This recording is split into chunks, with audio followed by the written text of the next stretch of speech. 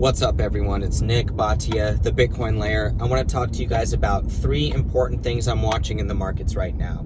Number one is the U.S. domestic economy. Number two, global central banks are starting to shift.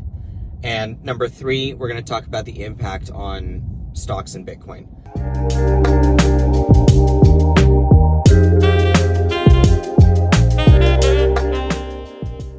Number one, U.S. economy, it's slowing. We've had already 2 consecutive quarters of negative GDP.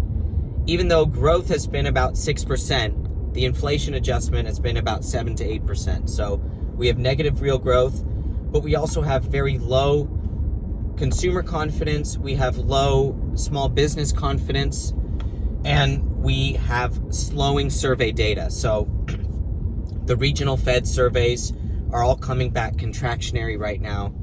The ISM just put in a print below 50 on new orders. So we're now in contractionary territory on ISM manufacturing new orders. I think that's a big deal. This morning we saw JOLTS data come in light. That means that job openings are falling. So the market is really going to be focused on what happens on Friday with unemployment data. We also have inflation expectations coming down in all of those surveys.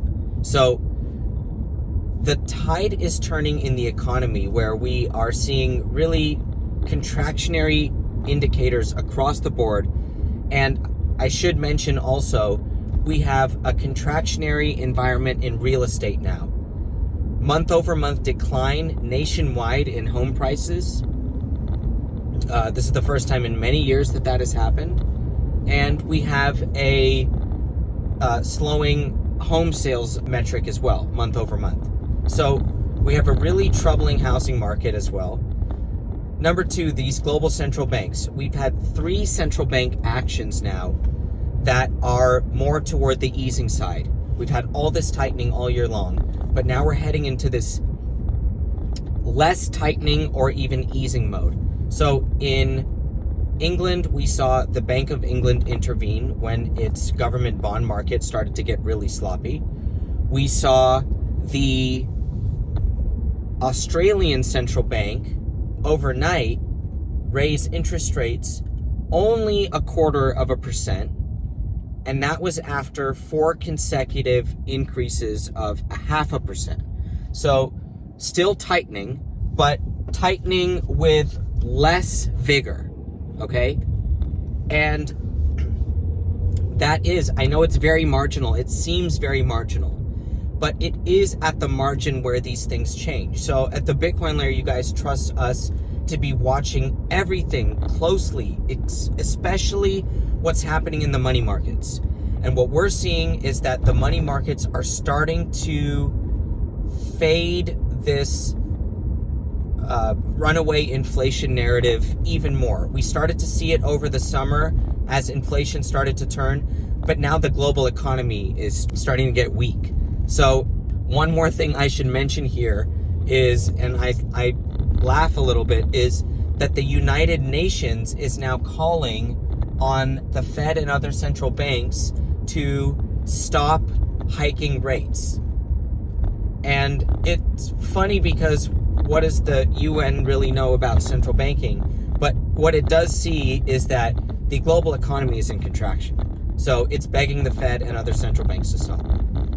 The last thing on the global front is Europe.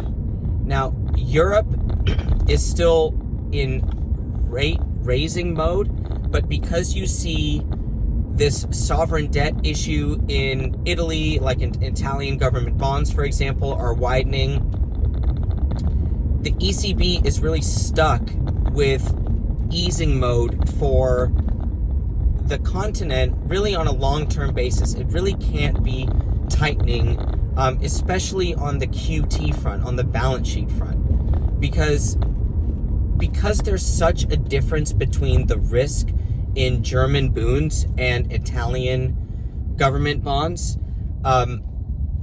There's really no reason for a euro-denominated investor to buy periphery debt. That's why German bond yields are so low. And we see that German Bund yields have moved quite lower this week. They're down over 20 basis points. They rejected 2% pretty strongly, and I think that yields are heading lower really around the world now. And it's not just in the United States. So the U.S. 10-year yield went from 4% to now it's close to 3.5% in just a few days. This is all really after the Bank of England started the game with shifting policy. So it hasn't swung all the way, right? But it is shifting. We're watching these marginal shifts. Number 3, the last point I want to make here, how is this affecting risk assets? I want you guys to look at these 2 charts here, which we're going to put on the screen in editing. I want to look at the chart on S&P 500, and then we'll look at the chart on Bitcoin. The S&P 500 is trying to double bottom around this 3,600 area. Once in June and once right now. Now, it's way too early to call it. We can only really know this after the fact. So that's why we're not trying to advocate trading or any really short-term, we're just trying to exhibit some technical analysis here and behavioral analysis around the market. So the market is trying to double bottom here. It's trying to say, we believe that central banks are not going to go that much further, and this is a good level to buy. And then look at the Bitcoin chart as well. We're trying to double bottom. The bottom below 18 in June, and now repeatedly bouncing above 18, bouncing above 18, 19 over the last several weeks. And, popping even up above 20 a couple times, including this morning. So Bitcoin is also trying to double bottom. It's just this behavioral balance where it's trying to find the level that investors are willing to come in, right? The first investors came in at June and said, we think this is the bottom. And then the second round of investors are coming, or even the first investors are coming back again and defending that level and saying, yes, we believe that these are levels that we want to support, and that central banks are going to reverse their course and stop tightening. So I hope you guys enjoyed this video.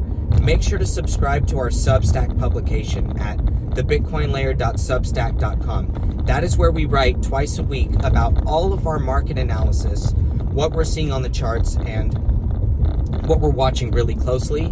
Make sure to subscribe to the channel, like this video, and keep it here at the Bitcoin Layer. Thanks for joining.